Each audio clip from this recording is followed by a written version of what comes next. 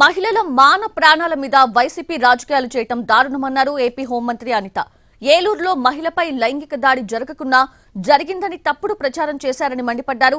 మహిళల జీవితాలతో ఎందుకు ఆడుకుంటున్నారని ప్రశ్నించారు అనిత.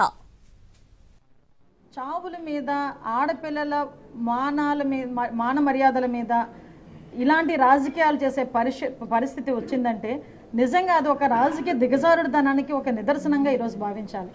ఎందుకు ఆ కుటుంబం వైపు ఆలోచించట్లేదు?